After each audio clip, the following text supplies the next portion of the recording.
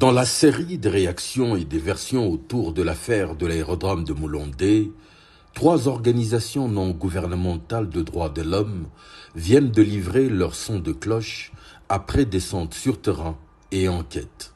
Il s'agit de l'Institut de recherche en droits humains, présidé par Maître Hubert Chiswaka, de Justicia ASBEL de Maître Timothée Mbouya, ainsi que du Centre pour la justice et la réconciliation de Maître Freddy Kitoko.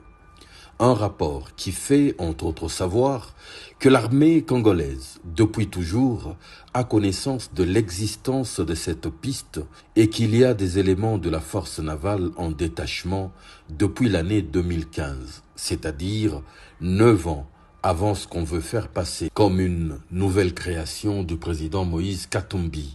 Ce rapport révèle également que les autorités parties de Lubumbashi pour investiguer sur l'affaire ne sont jamais arrivées sur la piste de Moulondé.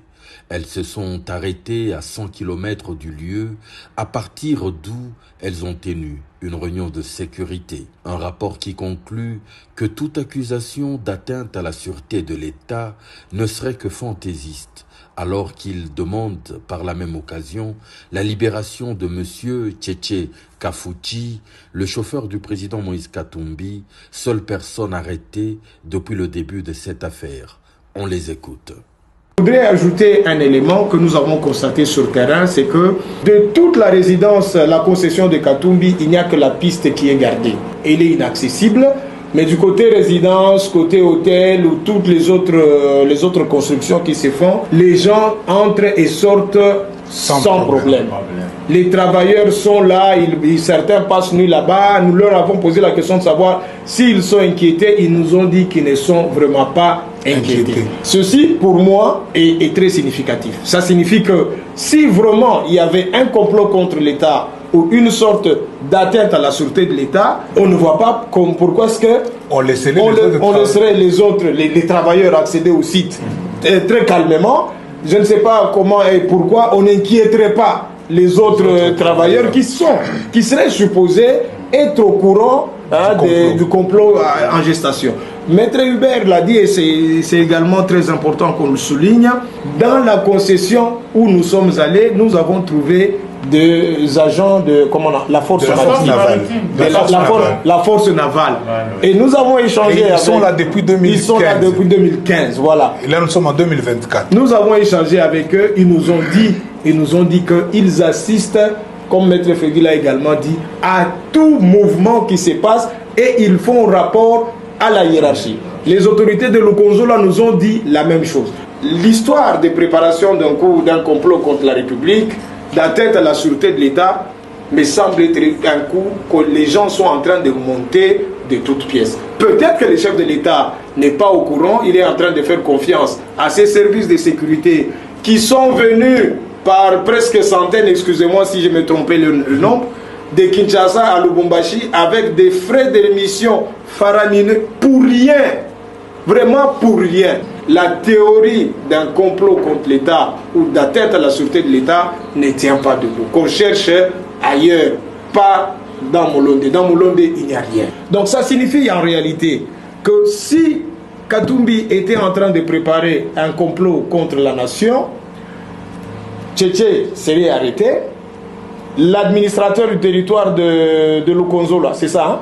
Les représentants, oui, le représentant de l'AT, les représentants de l'AT, l'administration du territoire de Puerto, ainsi que les chefs de poste de l'ANR, de la police, des GEM, toutes ces personnalités devraient en principe être arrêtées parce qu'elles sont supposées avoir été au courant de la préparation d'un complot contre l'État et n'ont pas prévenu les différentes autorités.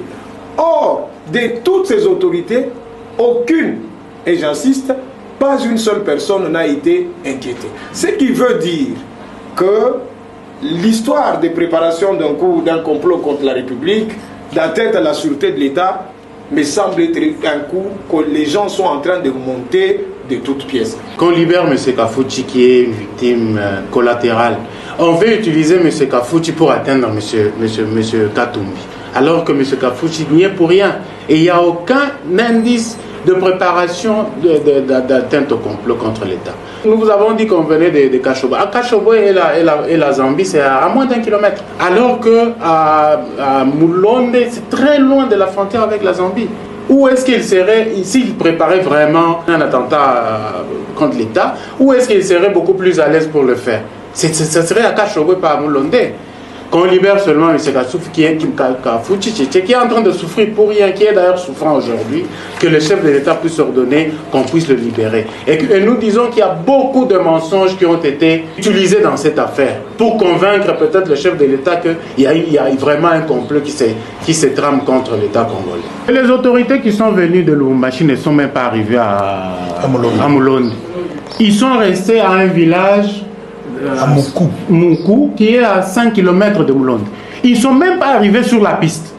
C'est de là qu'ils ont appelé le conseil de sécurité de Lukonzola pour aller les rejoindre là-bas. Ils ont fait, je crois, 5 minutes, selon ce qu'on nous a dit dans la réunion, et puis on a dit, tous les autres, vous sortez, nous restons avec l'administrateur du territoire. Donc il y a des gens qui ne connaissent même pas les faits, qui ne connaissent même pas Mulonde, qui ne savent même pas où se trouve l'aérodrome. Et ce qui est encore grave, comme Maître Hubert l'a dit, il y a les militaires de la marine qui sont dans la concession de M. Katumbi. Comment ils pouvaient faire entrer les armes alors qu'il y a des militaires dans sa concession? Et tous les services de sécurité de Lukonzola, quand il y a un bateau qui accoste, ils viennent. Avant qu'on commence à faire le déchargement, ils doivent être là. Ils contrôlent tout. Ils nous ont dit, nous contrôlons tout ce qui arrive. Nous n'avons pas vu où est-ce qu'il y a eu des armes ou quoi que ce soit. C'était les matériaux de construction de sa villa, de son hôtel, qui venaient et tout était contrôlé par les services de sécurité. C'est notre travail, comme organisation de défense des droits de l'homme, de continuer à faire la pression sur les autorités qui sont en place. C'est pour dire, nous avons l'expérience des services dits secrets. Des fois, il leur arrive de monter une histoire, et surtout dans les contextes actuels. Il s'avère que l'opposition est à contre-courant de cette démarche du président de la République de réviser la Constitution, et ça coïncide, comme vraiment par enchantement, avec des arrestations régulières des gens de l'opposition. Parce que l'opposition est contre la démarche du chef de l'État. Donc nous allons encore demander au chef de l'État de ne pas aller jusqu'au bout. Pour Kafouchi, il n'a rien fait, on doit le relâcher. Et pour l'opposition, il faudrait qu'on laisse la liberté d'expression. C'est l'expression de l'état de droit de la démocratie. En conclusion, nous nous sommes dit, bon, écoutez, il n'y a pas d'éléments qui peuvent conforter l'accusation des services de renseignement contre M. Kafouchi, prétendument pour atteinte contre la sûreté de l'État. Il n'y a aucun élément. Deuxièmement, tous les services rencontrés ici à Lubumbashi et à Lukonzola, dans la parenthèse de Lukonzola, nous avons rencontré le représentant de l'administrateur du territoire, nous avons rencontré les responsables de la police, de l'ANR, de DGM, et même de la force navale qui a des éléments en détachement dans la concession de Mulonde. Alors, nous avons parlé avec tous ces gens, et il n'y a aucun élément qui peut porter à croire qu'il y aurait atteinte contre la sûreté de l'État.